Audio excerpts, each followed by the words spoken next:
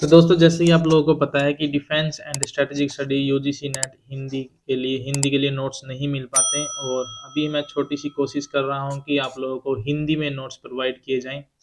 नमस्कार दोस्तों, मेरा नाम संदीप कुमार है और मैं जो हूं अभी हिंदी में नोट्स बना रहा हूं आप लोगों के लिए। फिलहाल जो है मैंने डिफेंस एचपीएससी का जो defence and strategic study assistant professor college cadre का जो सिलेबस है वो उठाया हुआ है और उससे ही मैं नोट्स बना रहा हूँ। वो एज इट यानी सेम यूजीसी नेट वाला ही सिलेबस है, लेकिन उसमें कुछ टॉपिक कम कर दिए गए हैं। तो फिलहाल मैं वही कर रहा हूँ और अगर आप हम लोगों से जुड़ना चाहते हैं तो आप लोग हमें फेसबुक, इंस्टाग्राम, टेलीग्राम, यूट्यूब से साथ जुड़ सकते हैं। Defence and strategic study search करेंगे तो हमारा चैनल आपके सामने आ जाएगा। वैसे तो यूट्यूब पे काफ़ी सारे चैनल हैं, लेकिन अगर आप लोग हमसे जुड़ना चाहते हैं तो ये वाला आइकन जो है हमारे फेसबुक पे यानी हमारे यूट्यूब चैनल पे दिया हुआ है, तो आप वहीं से जाके ज्वाइन हो सकते हैं हमारे साथ। तो आज का टॉपिक हम लोग शुरू करते हैं। नमस्कार दोस्तों, रक्षा और रणनीतिक अध्ययन में आपका स्वागत है। आज हम चर्चा कर रहे हैं Evolving Concepts of National Security. Introduction. सामाजिक विज्ञान की भाषा में सुरक्षा एक विवादास्पद अवधारणा है क्योंकि इसके अर्थ के बारे में व्यापक सहमति नहीं है। लोगों के विचारों, संस्कृति और वास्तविकता की धारणाओं के आधार पर सुरक्षा शब्द को एक अलग मूल्य मिलता है। यह तथ्य महत्वपूर्ण संख्या में सुरक्षा परिभाषाओं द्वारा समर्थित है जो विशेष रूप से शीत युद्ध की समाप्ति के बाद से प्रकट हुई हैं। राष्ट्रीय सुरक्षा, सामान्य सुरक्षा, सामूहिक सुरक्षा, साझा सुरक्षा, मानव सुरक्षा या सहकारी सुरक्षा इस बात का विवरण देती है कि उनके विचारक क्या समझते हैं, उन्हें सुरक्षा से समझा जाना चाहिए और इससे भी अधिक महत्वपूर्ण क्या हो सकता है, इसे कैसे प्राप्त किया जाए। हाल के वर्षों में अन्य शब्द पहले से ही उद्धृत किए गए हैं, जैसे कि सतत सुरक्षा, साथ ही साथ हार्ड पावर, सॉफ्ट पावर या स्मार्ट पावर जैसी अन्य हाइब्रिड अवधारणाएं। सुरक्षा की अवधारणा का विकास और इसका दायरा। पारंपरिक अवधारणाएं यथार्थवाद और उदारवाद के बीच। परंपरागत रूप से राज्य सुरक्षा का मॉडल रहा है। राज्य अपने नागरिकों की रक्षा करने की जिम्मेदारी लेता है और उनकी वफादारी की मांग करता है। इस तरह किसी देश के नागरिकों की सुरक्षा की गारंटी तब दी जाती है जब राज्य की अपनी सुरक्षा भी हो। यह पारंपरिक सुरक्षा मॉडल है।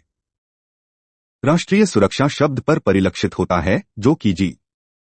केनन 1948 के अनुसार देश की निरंतर क्षमता है कि वह अपने आंतरिक जीवन के विकास को गंभीर हस्तक्षेप या हस्तक्षेप के खतरे के बिना विदेशी शक्तियों से आगे बढ़ाए। राष्ट्रीय सुरक्षा यथार्थवादी प्रतिमान के इर्द गिर्द घूमती है, जिसके अनुसार वैश्विक नीतियां हमेशा राज्यों के बीच अराजकता की स्थिति में सत्ता तक पहुंचने के लिए संघर्ष होती हैं, जहां वे अपने राष्ट्रीय हितों के लिए प्रतिस्पर्धा करते हैं। इस संदर्भ में राज्य उन हितों की गारंटी के लिए सैन्य शक्ति पर भरोसा करते हैं जो अन्य राज्यों के सशस्त्र बलों से उत्पन्न होने वाले खतरों का मुकाबला करते हैं। इस तरह राष्ट्रीय संप्रभुता और शक्ति संतुलन, जो कि विभिन्न राज्यों के बीच वितरित किया जाता है, सुरक्षा द्वारा समझे जाने वाले कार्यों से अचूक रूप से संबंधित हैं। इसका उद्देश्य आंतरिक दृष्टिकोण से राष्ट्रीय हितों की रक्षा करना है। इसी मॉडल के तहत और 20वीं शताब्दी के दौरान गठबंधन क्षेत्रीय सुरक्षा का मुख्य रूप था और उन्होंने सामूहिक रक्षा की शुरुआत की, जिसके साथ समान विचारधारा वाले देशों के एक समूह को एक सामान्य सैन्य खतरे का सामना करना पड़ा। राष्ट्र संघ की विफलता के बाद संयुक्त राष्ट्र की नींव राष्ट्रीय सुरक्षा की धारणा को दूर करने के लिए तैयार है, क्योंकि इसमें गैरसैन्य पहलुओं को अपने एजेंडे में शामिल किया गया है।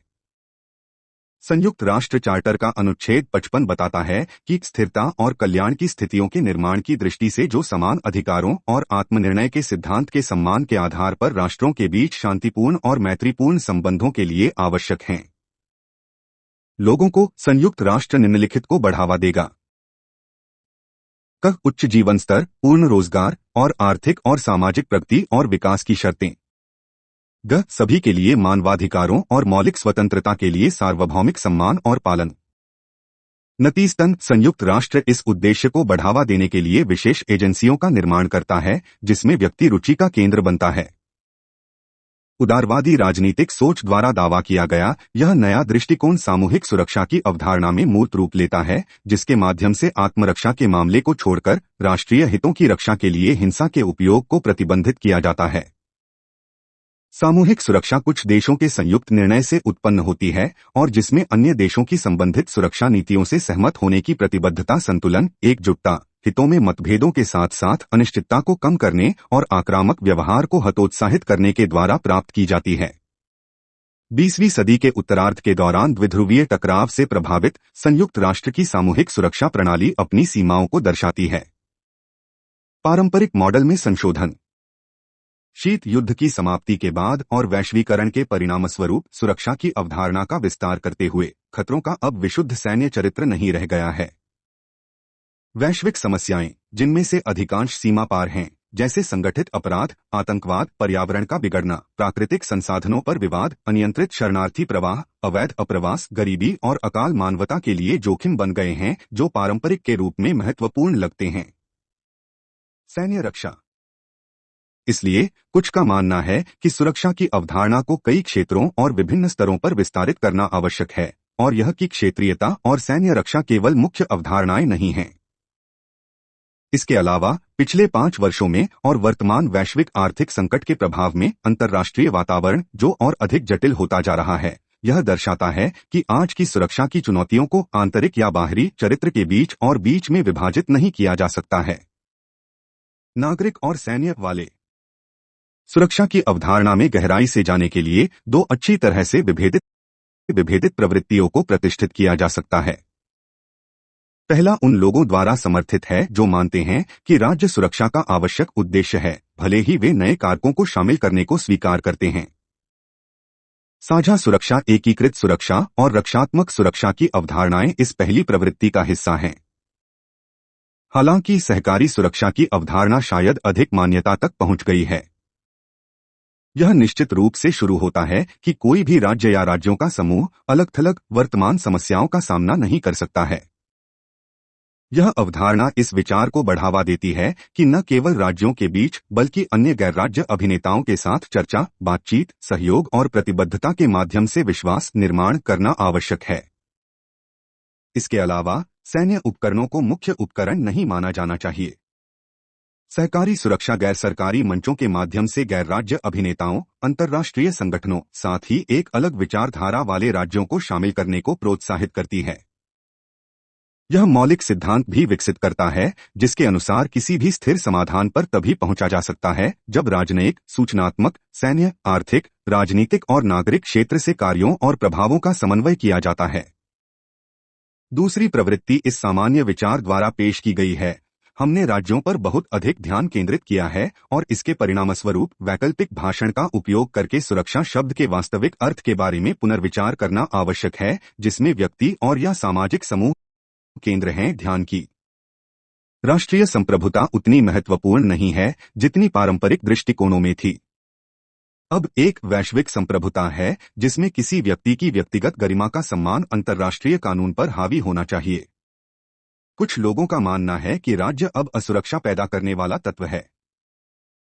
इस बिंदु पर मानव सुरक्षा सिद्धांत को धीरे धीरे 1994 से संयुक्त राष्ट्र द्वारा प्रचारित किया गया था। इसकी सटीकता की कमी के कारण कुछ राजनेताओं और विश्लेषकों द्वारा आलोचना की गई। इस अवधारणा में विचार किए जाने वाले प्रश्नों के भीतर शामिल हैं अर्थव्यवस्था, भोजन, विवेक, राजनीति, पर्यावरण और लोगों की व्यक्तिगत सुरक्षा, साथ ही वे समुदाय जिनमें यह लोग रहते हैं। इसका क्रियान्वयन सुरक्षा की जिम्मेदारी के विवादास्पद प्रिंसिपल से संबंधित है। यह सिद्धांत बताता है कि प्रत्येक राज्य अपनी आबादी की रक्षा के लिए जिम्मेदार है, लेकिन संयुक्त राष्ट्र के माध्यम से अंतर्राष्ट्रीय समुदाय भी, यदि आवश्यक हो, तो जबरदस्ती के साधनों का उपयोग करके उस सुरक्षा के लिए जिम्मेदार है। अन्य दृष्टिकोण जिन्हें महत्वपूर्ण कहा जाता है, मानव सुरक्षा से भी आगे जाते हैं। आलोचनात्मक सिद्धांतकारों के लिए विश्लेषण का एकमात्र फोकस व्यक्ति और समाज होना चाहिए, क्योंकि सभी प्रकार के राज्य हैं और वे अक्सर अंतर्राष्ट्रीय प्रणाली की असुरक्षा की समस्या का हिस्सा होते हैं। New trends. सुरक्षा के मॉडल में बदलाव का हमारे उस तक पहुंचने के तरीके पर तत्काल प्रभाव पड़ता है। राष्ट्रीय सुरक्षा के पारंपरिक दृष्टिकोण से यदि राज्य अभी भी इस मॉडल का प्रतिनिधित्व करता है तो सेना और सुरक्षा बल प्रमुख साधन हैं। फिर भी विस्तारित सुरक्षा के दृष्टिकोण से अन्य मॉडल हैं, जैसे लोग, समाज और स्वयंग्रह। जो लोग इस अंतिम दृष्टिकोण की प्रशंसा करते हैं और नए खतरों के समूह को ध्यान में रखते हुए राज्य के सभी राजनीतिक साधनों को संतुलित करके ही सुरक्षा प्राप्त की जा सकती है। इस स्तर पर चर्चा सॉफ्ट पावर के पक्ष में और हार्ड पावर का समर्थन करने वालों के बीच केंद्रित है। कठोर शक्ति के समर्थक अभी भी मानते हैं कि मजबूत और सक्षम सशस्त्र बलों के साथ साथ विभिन्न कठोर उपाय सुरक्षा की एकमात्र और अंतिम गारंटी हैं। इसके विपरीत और यूरोपीय संघ के नेतृत्व में सॉफ्ट पावर के पक्ष में लोगों का मानना है कि बाध्यकारी राजनीतिक उद्देश्यों तक पहुंचने के लिए मुख्य रूप से प्रेरक प्रकृति के तत्वों का उपयोग करना आवश्यक है। हाल के वर्षों में अन्य दृष्टिकोण सफलता के साथ सामने आए हैं। वे इन दोनों स्पष्ट रूप से विरोधी विचारों को एक साथ लाने का प्रयास करते हैं। सामान्य शब्दों में लागू किया जाने वाला मॉडल आर्थिक और राजनयिक साधनों का एक संयोजन है, लेकिन जहां सैन्य शक्ति का उपयोग बर्खास्त होने से दूर आवश्यक अवसरों में एक उपकरण के रूप में सन्निहित है। तथाकथित सुरक्षा के 3D स्पष्ट हो जाते हैं: रक्षा, कूटनीति और विकास। 8 इस विचार के आधार पर कई अवधारणाएं गढ़ी गई हैं। ये अवधारणाएं बारीकियों के साथ उस तर्क को प्रतिबिंबित करने का प्रयास करती हैं। स्मार्ट पावर और सस्टेनेबल सिक्योरिटी इनमें से कुछ नई अवधारणाएं हैं। सामरिक अंतर्राष्ट्रीय अध्ययन केंद्र के अनुसार स्मार्ट पावर को एक रणनीति के माध्यम से नरम और कठोर शक्तियों के आदर्श संयोजन के रूप में समझा जाना चाहिए, जो बाहरी कार्रवाई की 3 शक्तियों के संसाधनों और उपकरणों को एकीकृत करता है: सैन्य शक्ति, रक्षा, कूटनीति और अंतर्राष्ट्रीय सहायता। विकास 3D एक सामान्य लक्ष्य के साथ वैश्विक सुरक्षा। सतत सुरक्षा के संबंध में यह इंगित करना आवश्यक है कि इस शब्द के बारे में अलग अलग राय हैं। इस अभिव्यक्ति का उपयोग कुछ विचारकों द्वारा पहले से ही वर्णित अर्थों में कठोर शक्ति और नरम शक्ति के सामंजस्य के रूप में किया गया है, लेकिन इसका उपयोग अन्य लोगों द्वारा भी विपरीत मानदंड स्थापित करने के लिए ठीक उसी शब्दावली के साथ किया गया है। फिर भी अमेरिकी प्रगति केंद्र CAP द्वारा प्रस्तावित सतत सुरक्षा की अवधारणा स्पष्ट रूप से सबसे अधिक प्रभाव डालने वाली है, क्योंकि यह निस्संदेह वर्तमान अमेरिकी प्रशासन के साथ अपने संबंधों के पक्ष में है। यह देखते हुए कि चीन अमेरिकी वर्चस्व का शीघ्र परीक्षण करेगा, CAP के लिए शुरुआती बिंदु यह है कि अमेरिकी सुरक्षा रणनीति 2 कारकों के कारण अस्थिर है। पहला, अमेरिकी रक्षा के बड़े खर्च जो खजाने को खत्म कर रहे हैं, और दूसरी बात, सैन्य उपकरणों का प्रमुख उपयोग जो अमेरिकी सुरक्षा का पारंपरिक आधार है, वर्तमान दुनिया से निपटने का सबसे अच्छा साधन नहीं है। नतीजतन सुरक्षा को एक नया दृष्टिकोण अपनाने की जरूरत है, जिसमें न केवल रक्षा को ध्यान में रखा जाएगा, बल्कि उन सभी उपकरणों को भी जो एक राष्ट्र के रूप में अमेरिका के पास है। यह बहुविषयक दृष्टिकोण, जिसे सतत सुरक्षा भी कहा जाता है, 3 तत्वों के संयोजन के माध्यम से राष्ट्रीय सुरक्षा की पारंपरिक धारणा को दूर करने का प्रयास करता है। 1 राष्ट्रीय सुरक्षा, जिसे अमेरिका की रक्षा और बचाव करने की क्षमता के रूप में समझा जाता है। 2 मानव सुरक्षा, लोगों के कल्याण और सुरक्षा पर केंद्रित। और तीसरा, सामूहिक सुरक्षा, जो पूरी दुनिया द्वारा साझा किए गए हितों पर केंद्रित है। इस परियोजना को व्यवहार में लाने के लिए आर्थिक संसाधनों की स्पष्ट रूप से आवश्यकता है। ऐसा करने के लिए CAP का नुस्खा सरल है: हथियारों पर कम पैसा खर्च करना आवश्यक है, और इस कार्रवाई से बचाए गए धन के साथ सतत सुरक्षा पहल पर अधिक। दूसरे शब्दों में 3D उपकरणों के पुनर्संतुलन को अमेरिकी बजट पर भी प्रतिबिंबित किया जाना चाहिए, हालांकि सैन्य वर्चस्व को जोखिम में डाले बिना। अंत में centre for a new American security CNAS एक अमेरिकी संगठन जिसका वर्तमान अमेरिकी प्रशासन पर स्पष्ट प्रभाव है, रक्षा, कूटनीति और विकास की अवधारणा से संबंधित रुचि के कुछ कार्यक्रम भी चला रहा है। CNAS के लिए महान शक्ति की अपनी स्थिति के बावजूद अमेरिकी सरकार बाकी दुनिया से संबंधित होने पर प्रभावी नहीं है। इसलिए यह केंद्र पुनर्निर्माण और कूटनीति के लिए नागरिक क्षमताओं को विकसित करने के लिए प्रोत्साहित करता है, जो इस स्थिति के ज्वार को मोड़ने की अनुमति देगा। विशेष रूप से CNAS नोट करता है कि मौजूदा संघर्षों ने सैन्य शक्ति की सीमाओं और राष्ट्रीय सुरक्षा नीति के 3 पैरों की आवश्यकता को प्रकट किया है। यह तब विशेष रूप से सुरक्षा के 3D को उद्धृत कर रहा है। हालांकि यह देखते हुए कि राज्य विभाग इस समारोह के लिए उचित रूप से सुसज्जित और संगठित नहीं है, CNAS विकास और कूटनीति में मदद करने के लिए क्षमताओं के निर्माण का समर्थन करने वाले सुधार करने के लिए आवश्यक समझता है। Evolving Concepts of National Security in India. राष्ट्रीय सुरक्षा सलाहकार अजीत डोभाल ने कहा, राजनीतिक या सैन्य उद्देश्यों को प्राप्त करने के लिए युद्ध एक प्रभावी साधन बनना बंद हो गए हैं। वे बहुत महंगे और अफोर्डेबल हैं और साथ ही उनके परिणाम के बारे में अनिश्चितता है। लेकिन यह नागरिक समाज है जिसे विकृत किया जा सकता है, विभाजित किया जा सकता है, जिसे राष्ट्र के हित को चोट पहुंचाने के लिए हेरफेर किया जा सकता है। परमाणु वातावरण में, जैसा कि उपमहाद्वीप में प्रचलित है, युद्ध छोटे, तेज और स्थानीय होंगे। उद्देश्य उथले होंगे। इसी समय क्षेत्र का नुकसान अस्वीकार्य है। जैसा कि मई 2020 में चीनी घुसपैठ की पुष्टि हुई, जब तक सशस्त्र बल अच्छी तरह से सुसज्जित और तैयार नहीं होंगे, विरोधी कमजोरियों का फायदा उठाएंगे। इसलिए राष्ट्रीय सुरक्षा का अर्थ आंतरिक और बाहरी खतरों से एक साथ निपटना होगा। जैसा कि अनुमान लगाया जा रहा है कि सुरक्षा एजेंसियां अलगाव में काम करने के बजाय एकजुटता से काम कर रही हैं। राष्ट्रीय सुरक्षा की पूर्व की दो परिभाषाएं इसका सार हैं। 1961 से 1968 तक अमेरिकी रक्षा सचिव स्वर्गीय रॉबर्ट मैकनामारा ने कहा, सुरक्षा सैन्य हार्डवेयर नहीं है, हालांकि इसमें इसे शामिल किया जा सकता है। यह सैन्य बल नहीं है, हालांकि इसमें इसे शामिल किया जा सकता है। सुरक्षा ही विकास है और विकास के बिना सुरक्षा संभव नहीं है। विकास तभी प्रवाहित होता है जब कोई राष्ट्र सुरक्षित हो। इसके अलावा विकास का अर्थ रोजगार प्रदान करना, जीवन स्तर को ऊपर उठाना, प्रत्यक्ष विदेशी निवेश को आमंत्रित करना और जनता की क्रय शक्ति को बढ़ाना है। कम बेरोजगारी दर और उच्च जीवन स्तर से बेहतर राष्ट्रीय ताने बाने को कुछ भी नहीं जोड़ता है। दिवंगत के सुब्रह्मण्यम, एक प्रमुख रणनीतिक मामलों के विश्लेषक जिन्होंने कारगिल समिति का भी नेतृत्व किया, ने कहा, राष्ट्रीय सुरक्षा का मतलब केवल भारत की क्षेत्रीय अखंडता की रक्षा करना नहीं है। इसका अर्थ यह भी सुनिश्चित करना है कि देश का तेजी से औद्योगिकरण हो, एक समतावादी और तकनीकी समाज हो। आंतरिक या बाह्य रूप से इस विकास के रास्ते में आने वाली कोई भी चीज भारत की राष्ट्रीय सुरक्षा के लिए खतरा है। आंतरिक उथल पुथल और एक विभाजित समाज बाहरी खतरों की तरह ही विकास को प्रभावित करता है। इसलिए एक सुरक्षित राष्ट्र का तात्पर्य उसकी संस्थाओं से है और आदर्शों से समझौता नहीं किया जाता है। पिछले कुछ वर्षों में आंदोलन से राष्ट्र को जो नुकसान हुआ है, वह इस तथ्य को लागू करता है। इकोनॉमिक टाइम्स में जनवरी 2021 में एक लेख में कहा गया था कि किसानों के आंदोलन से 50,000 करोड़ रुपए से अधिक का नुकसान हुआ।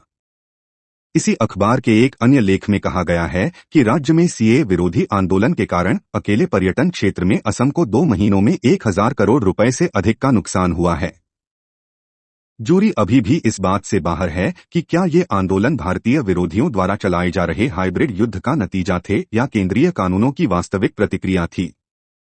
हाइब्रिड युद्ध, जो शांति और युद्ध की अवधि के दौरान प्रबल होता है, में साइबर और सूचनात्मक शत्रुता, अलगाववादी समूहों को समर्थन और नकली समाचार और झूठे प्रचार फैलाकर समाज के ताने बाने को तोड़ना शामिल है। ये किसी राष्ट्र को भीतर से गंभीर रूप से नुकसान पहुंचा सकते हैं। ऐसे कई मौके आए हैं जब पाकिस्तान ने सांप्रदायिक हिंसा की घटनाओं को जन्म देने का प्रयास किया है, जिससे भारतीय समाज विभाजित हो गया है। साथ ही शत्रु राष्ट्रों को दूर रखने के लिए मजबूत सशस्त्र बल आवश्यक हैं। स्वर्गीय राष्ट्रपति एपीजे अब्दुल कलाम ने 9 दिसंबर 2006 को भारतीय सैन्य अकादमी के पासिंग आउट कैडेटों को संबोधित करते हुए कहा, राष्ट्रीय सुरक्षा 2 महत्वपूर्ण घटकों से पैदा होती है।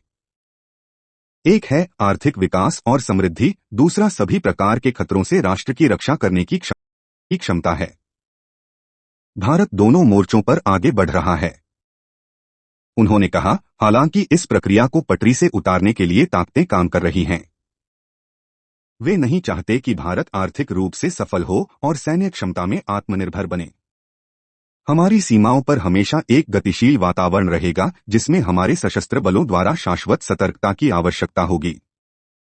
भारत को 2 शत्रुतापूर्ण पड़ोसियों, चीन और पाकिस्तान का सामना करना पड़ रहा है, जिनमें से दोनों राष्ट्रीय एकता को नुकसान पहुंचाते हुए, राष्ट्र विरोधी समूहों का समर्थन करते हुए, भारतीय रक्षा तैयारियों में कमजोरी का फायदा उठाने की कोशिश करेंगे।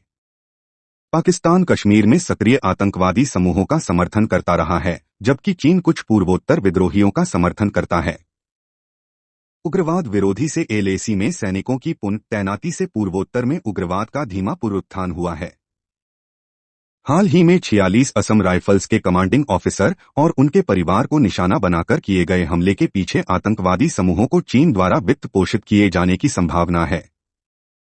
ग्लोबल टाइम्स के प्रधान संपादक हु जिजिन ने हाल के एक ट्वीट में कहा था, उन्हें भारत पता होना चाहिए कि हम पूर्वोत्तर भारत में अलगाववादी ताकतों का समर्थन कर सकते हैं। दोनों विरोधियों का इरादा भारत को आतंकवादी समूहों वाले संसाधनों को खर्च करने और राष्ट्रीय ताने बाने को तोड़ने के लिए मजबूर करना है। आतंकवाद विरोधी अभियान में भारतीय बलों की एक सामरिक त्रुटि के कारण नागरिकों की मौत हो सकती है, जिसके परिणामस्वरूप हमारे विरोधियों के नेतृत्व में एक वैश्विक नकारात्मक छवि प्रक्षेपण हो सकता है। भारत के रूप में लद्दाख में घुसपैठ करने वाले चीनी कोविड के शिकार थे ने अपने वार्षिक अभ्यास का मुकाबला करने के लिए पर्याप्त बल तैनात नहीं किए थे। चीन हमेशा बिना लड़े एक दुश्मन को वश में करने की संतजू अवधारणा को अपनाता है। इसलिए इसकी रणनीति सलामी टुकड़े करना है, शांति के समय में अलगाववादी आंदोलनों और सूचना युद्ध का समर्थन करना, शत्रुता के दौरान गैर संपर्क युद्ध पर जोर देना, क्योंकि यह पारंपरिक अभियानों में अनुभवी और युद्धकठोर भारतीय बलों को चुनौती देने से बचने का प्रयास करता है।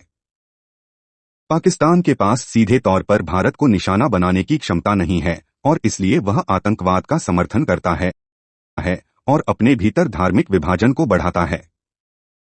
अगर भारत को इस ढेर सारे खतरों से निपटना है तो उसे अपनी सुरक्षा एजेंसियों को एक साथ काम करने की जरूरत है।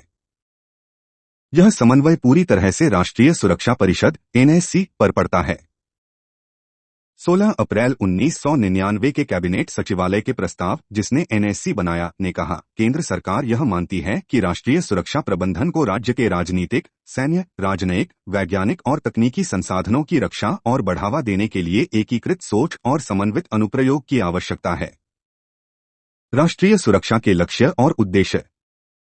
राष्ट्र के संदर्भ में राष्ट्रीय सुरक्षा को न केवल सैन्य दृष्टि से बल्कि आंतरिक सुरक्षा, आर्थिक सुरक्षा, तकनीकी ताकत और विदेश नीति के संदर्भ में भी देखा जाना चाहिए। एनएससी को सत्ता के सभी तत्वों के प्रतिनिधियों के साथ फिर से गठित किया जाना चाहिए, न कि एक सेवा पर हावी होना चाहिए। इसके अलावा आंतरिक और बाहरी खतरों को कभी भी अलग थलग नहीं माना जाना चाहिए। दोनों समान रूप से हानिकारक और परस्पर अन्योन्याश्रित हैं, जिनसे निपटने के लिए एक संपूर्ण सरकारी दृष्टिकोण की आवश्यकता है। एक को दूसरे के लिए अनदेखा करना एक जोखिम भरी रणनीति है। राष्ट्रीय सुरक्षा अवधारणा व्यापक है, खतरे की धारणाओं, भूरणनीतिक स्थान, क्षमताओं और कई अन्य कारकों पर आधारित है। प्रत्येक देश की अपने राष्ट्रीय सुरक्षा हितों की अपनी समझ होती है। 1999 में राष्ट्रीय सुरक्षा परिषद की स्थापना के सरकारी आदेश ने राष्ट्रीय सुरक्षा के लिए एक एकीकृत दृष्टिकोण के बारे में बात की, जिसमें बाहरी खतरे, व्यवस्था प्रबंधन, प्रौद्योगिकी, आर्थिक सुरक्षा, आंतरिक सुरक्षा वगैरह शामिल होंगे। तब से पर्यावरण सुरक्षा, साइबर सुरक्षा, जलवायु परिवर्तन, आपदाएं, महामारी, जनसांख्यिकी, आतंकवाद, समुद्री सुरक्षा, संगठित अपराध, पारिस्थितिकी और जैव विविधता, खाद्य ऊर्जा और पानी भी राष्ट्रीय सुरक्षा प्रवचन का हिस्सा बन गए हैं। भारत में एक जटिल सुरक्षा वातावरण है। यह इस पर टिका है पाकिस्तान चीन गठजोड़, झरझरा सीमाओं, पलायन, सीमा पार आतंकवाद, साइबर हमले, नशीले पदार्थों, हथियारों की तस्करी, मानव तस्करी, उग्रवाद और उग्रवाद से खतरे के उत्तर पूर्वी विद्रोहों में हैं और वामपंथी उग्रवाद। भारत का सुरक्षा वातावरण वैश्विक और क्षेत्रीय संतुलन से काफी प्रभावित है। इसके अलावा आंतरिक और बाहरी सुरक्षा मुद्दे परस्पर जुड़े हुए हैं। सीमा पार आतंकवाद इसका उदाहरण है। प्रवासन शरणार्थी बांग्लादेश, म्यांमार, श्रीलंका, तिब्बत से बहते हैं, गोपनीयता और अवैध मछली पकड़ना, समुद्री स्थानों से आतंकवाद, तटीय सुरक्षा वगैरह जीवित खतरे हैं। भारत वर्तमान में चीन के साथ एक सैन्य गतिरोध में शामिल है, जिसे राजनयिक माध्यमों से हल किया जा रहा है। गैरपारंपरिक सुरक्षा मुद्दे दिन पर दिन बड़े और बड़े होते जा रहे हैं। उनसे निपटने के लिए विशेष कौशल और दृष्टिकोण की आवश्यकता होती है। अनिवार्य रूप से भारत को गैरपारंपरिक सुरक्षा मुद्दों के प्रभाव को कम करने के लिए अपने लचीलेपन का निर्माण करने की आवश्यकता है। जैसा कि हम बोलते हैं, भारत की सुरक्षा पर महामारी का बड़ा प्रभाव पड़ा है। हम एक साथ 3 संकटों की चपेट में आ गए, जिनके राष्ट्रीय सुरक्षा निहितार्थ थे। भारत चीन सैन्य गतिरोध 2020 से 21 के दौरान भारत के सकल घरेलू उत्पाद में भारी गिरावट और अभूतपूर्व अनुपात का स्वास्थ्य संकट। भारतीय सशस्त्र बल राहत और बचाव उपायों में गहराई से शामिल थे। इसके अलावा भारत भी इस अवधि के दौरान भारी गति के कई चक्रवातों की चपेट में आ गया था। इसलिए भारत के हाथ पारंपरिक और गैर पारंपरिक सुरक्षा चुनौतियों से पूरी तरह निपटे। शक्ति समीकरणों का पुनर्संतुलन, चीन का उदय, रूस पश्चिम की खाई का गहरा होना, भारत के पड़ोस में अस्थिरता, वैश्वीकरण के कमजोर होने से आपूर्ति श्रृंखलाओं का टूटना, प्रौद्योगिकी का निरंतर मार्च, जैव विविधता का लापरवाह विनाश का क्षरण, परमाणु निरोध, नए हथियारों का आविष्कार, साइबर माध्यमों के माध्यम से महत्वपूर्ण बुनियादी ढांचे पर हमले ऐसे कारक हैं जो भारत की सुरक्षा को प्रभावित करते हैं। हमें पारंपरिक और गैर पारंपरिक सुरक्षा चुनौतियों के मिश्रण से लगातार निपटना होगा। हमारे अपने पड़ोस में चीन की मौजूदगी भारत के लिए नुकसानदेह हो रही है। चीन की अच्छी तरह से नियंत्रित पहल और उसकी शाखा चीन पाकिस्तान आर्थिक गलियारा भारत के लिए अस्थिर कर रहा है। गिलगित बाल्टिस्तान क्षेत्र अब चीनी परियोजनाओं और लोगों से भरा हुआ है। चीन पाकिस्तान आर्थिक गलियारा परियोजनाओं की सुरक्षा के लिए 50,000 मजबूत बलों का जुटाना भी चिंता का विषय है। अफगानिस्तान में तालिबान की सत्ता में वापसी हुई है। काबुल का अचानक पतन अप्रत्याशित था और इसमें कई सबक हैं। तालिबान के सत्ता में आने से आतंकवाद को और बढ़ावा मिलेगा। अफगानिस्तान में पाकिस्तान का प्रभाव बढ़ेगा। भारत का $3 अरब का निवेश खतरे में है। अमेरिकियों द्वारा छोड़ा गया भारी मात्रा में शस्त्रागार तालिबान के हाथों में पड़ गया है। एक अस्थिर अफगानिस्तान का भारत पर बड़ा प्रभाव पड़ेगा। पाकिस्तान ने कश्मीर मुद्दे का अंतर्राष्ट्रीयकरण करने के अपने प्रयासों को दोगुना कर दिया है, खासकर 5 अगस्त 2019 के घटनाक्रम के बाद। चीन ने कश्मीर मुद्दे पर संयुक्त राष्ट्र सुरक्षा परिषद में बहस का आयोजन किया है। पाकिस्तान अपना छद्म युद्ध जारी रखे हुए है। ताइवान जलद मरुमध्य में तनाव बढ़ गया है। भारत की सुरक्षा और समृद्धि हिंद प्रशांत क्षेत्र में स्थिरता के साथ गहराई से जुड़ी हुई है। चीन हिंद महासागर में प्रवेश कर रहा है। दक्षिण चीन सागर में द्वीपों पर इसके कब्जे ने इस क्षेत्र को अस्थिर कर दिया है। क्षेत्र में अमेरिका चीन के बीच तनाव गहराता जा रहा है। शीत युद्ध की प्रतिद्वंद्विता वापस आ गई है। विस्तारित पड़ोस में पश्चिम एशिया, यमन और सीरिया में गृह युद्धों से पीड़ित है। ईरान वर्चस्व, शिया सुन्नी सांप्रदायिक विभाजन, आईएसआईएस और अन्य आतंकवादी समूहों के निरंतर प्रभाव के लिए प्रतिस्पर्धा में है। अब्राहम समझौते पर हस्ताक्षर के साथ मध्य पूर्व के समीकरण भी बदल रहे हैं। भारत मध्य पूर्व से तेल के साथ साथ प्रेषण पर निर्भर है। पश्चिम एशिया में जो होता है उसका असर भारत पर भी पड़ेगा। सुरक्षा परिषद में समुद्री सुरक्षा समझौते पर बहस शुरू करने की भारत की पहल इस बात का एहसास है कि भारत की राष्ट्रीय सुरक्षा समझ का अब विस्तार हो रहा है। हाल के रुझानों से पता चलता है कि भारत के महाद्वीपीय और समुद्री सुरक्षा हित तेजी से परस्पर जुड़े हुए हैं। हमें अपनी सुरक्षा के लिए एक एकीकृत दृष्टिकोण रखना होगा। यह महाद्वीप पर केवल 2 मोर्चे का परिदृश्य नहीं है जो अमल में लाना शुरू कर रहा है। समुद्री सुरक्षा एक और मोर्चा है जो खुल रहा है। भारत की प्रतिक्रिया बहुआयामी है जो नीतिगत हलकों में नई सोच का संकेत देती है।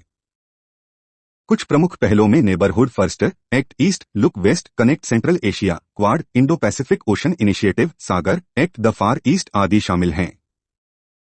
सभी मोर्चों पर नई सोच हो रही है। बहुध्रुवीय दुनिया, अवसर और चुनौतियां, रणनीतिक साझेदारी, जुड़ाव और आउटरीच, गहरे स्तर का रक्षा सहयोग।